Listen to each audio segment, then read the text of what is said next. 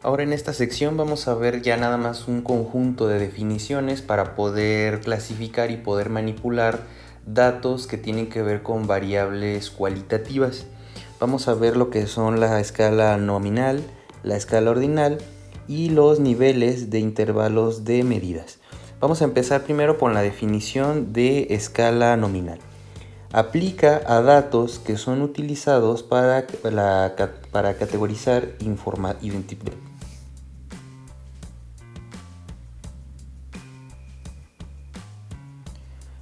Vamos a empezar con la escala nominal, que aplica para datos que son utilizados para una identificación de categorías o para dar un tipo de segregación de datos, o sea, para poner nuestra información como vamos recibiéndola en ciertos grupos.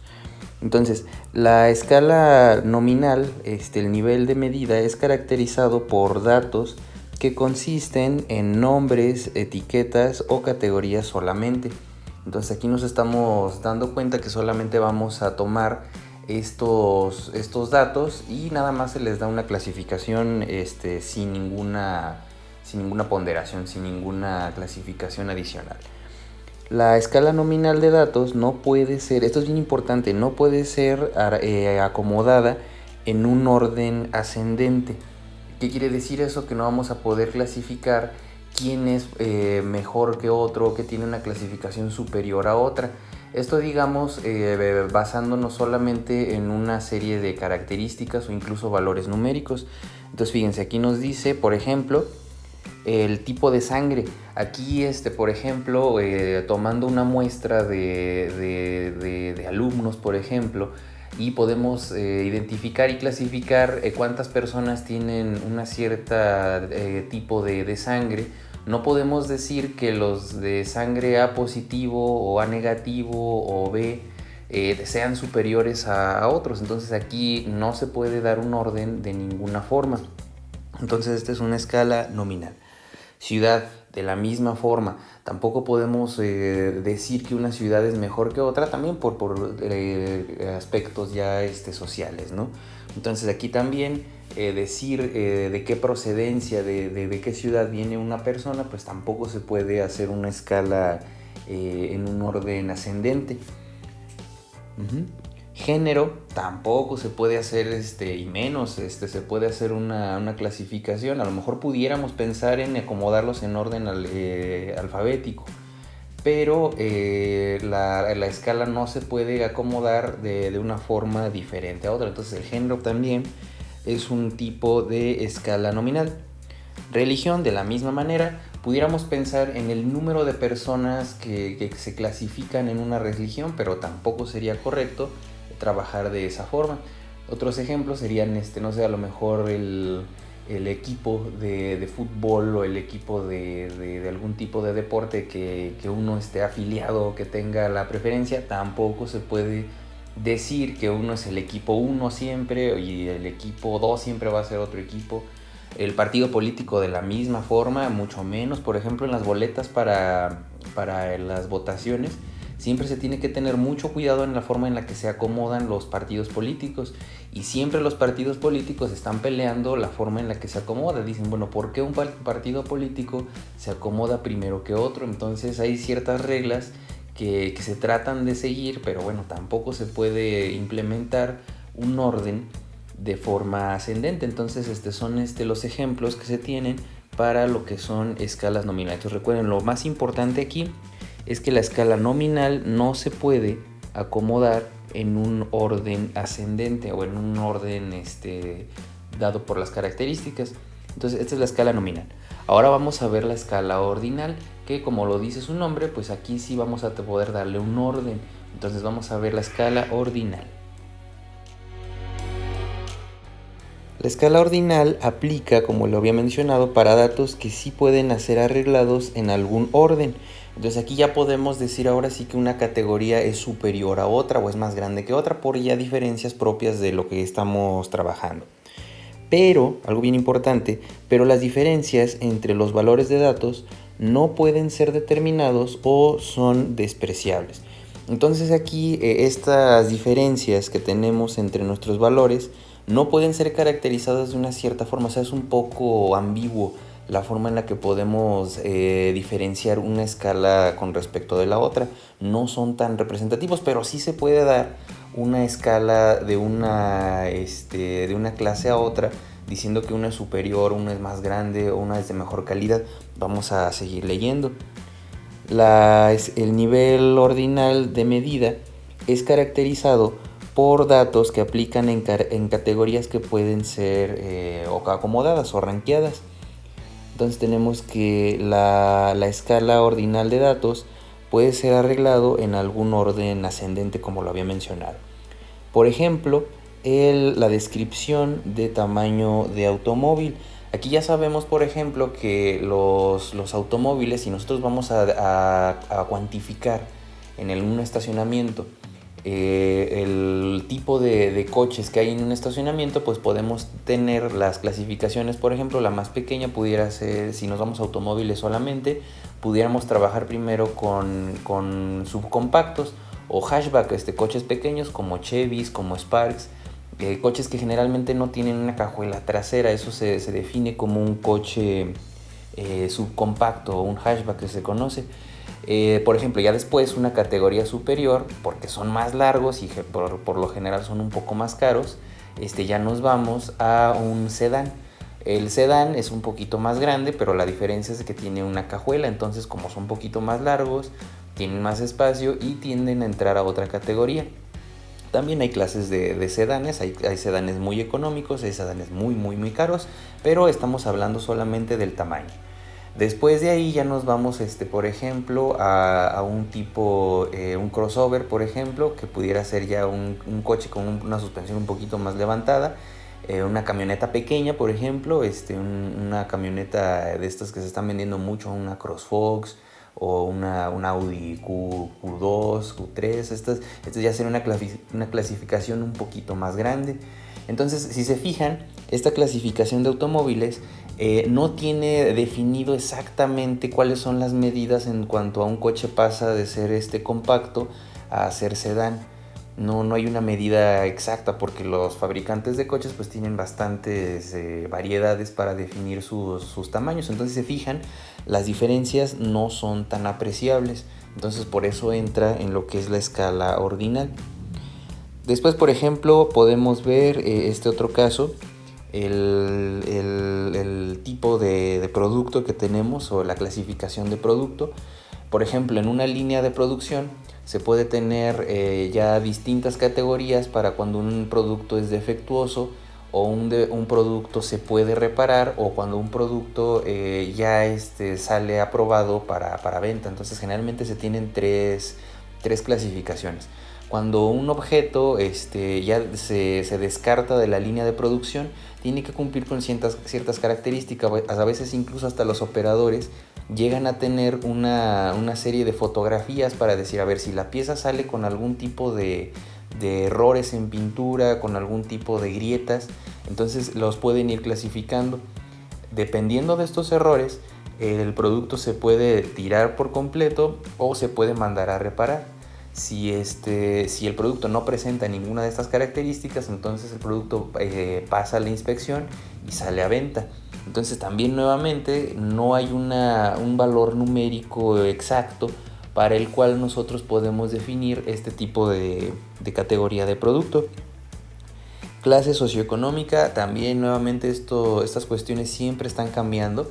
A veces esto lo tratan de definir en salarios mínimos, pero luego hay estados en donde no consideran, por ejemplo, una clase baja hasta cierto ingreso mensual. Entonces se clasifica de una forma que no puede ser definida tal cual, que va cambiando. Si hubiera un estándar ya totalmente definido para un ingreso per cápita de ciertas personas, entonces ahí sí ya pudiéramos definir que ya se saldría de la escala ordinal, porque recuerden, la escala ordinal solamente nos habla de diferencias que son difíciles de establecer. Recordemos el caso de los coches. No podemos establecer una línea muy concreta en cuanto a la diferencia entre tipos de sedanes o tipos de compactos. Entonces es eso.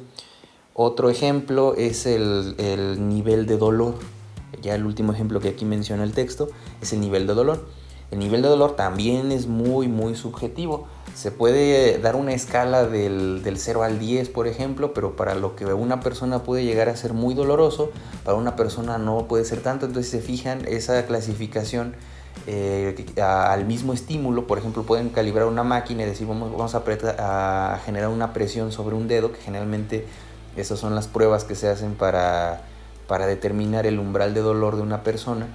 Aplican una cierta presión, pero para una persona puede ser muy doloroso y dar una escala muy alta, y para otra persona ese mismo estímulo puede ser una escala muy baja.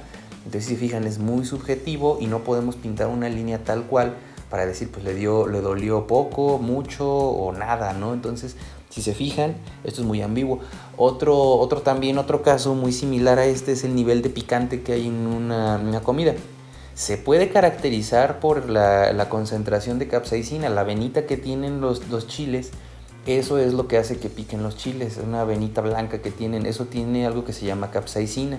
La capsaicina es lo que hace que nos pique. Se puede cuantificar, por ejemplo, la cantidad de capsaicina que tiene un chile, pero pues a pesar de eso, finalmente quien se lo come es una persona. Entonces una persona puede decir que un tipo de chile es muy picante cuando otra persona pues dice que pues no, esto no es absolutamente nada picante, ¿no? También depende del grupo étnico de donde venga uno. Los mexicanos pues bueno, nos caracterizamos por tener una buena resistencia al umbral de picante, pero por ejemplo gente que no acostumbra a consumirlo, por ejemplo mucha gente en Estados Unidos no acostumbra a comer picante. Entonces para lo que alguien es un nivel de picante muy extremo en Estados Unidos, pues aquí no tendría un nivel de la misma forma.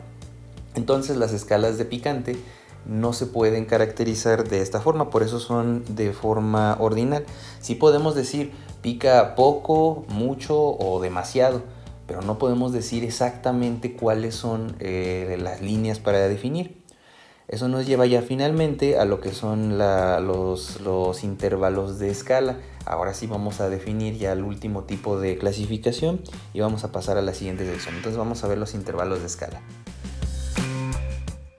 Entonces, los intervalos de escala aplican a datos que pueden ser arreglados en algún orden y para los cuales sus diferencias de sus datos, de los valores, sí son significantes. O sea, cuando nosotros hacemos una observación, ahora sí ya podemos establecer exactamente en qué rango cae un objeto o una persona o la observación que estemos haciendo.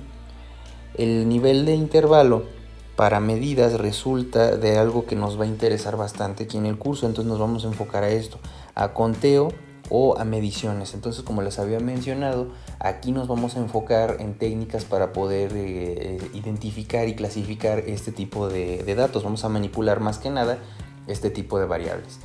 Conteos, por ejemplo, número de ventas, mediciones, por ejemplo, longitudes de productos, pesos de productos, ventas netas en una empresa, temperaturas, etc. Entonces, en una ingeniería es bien importante mediciones que vienen de conteos o mediciones directas.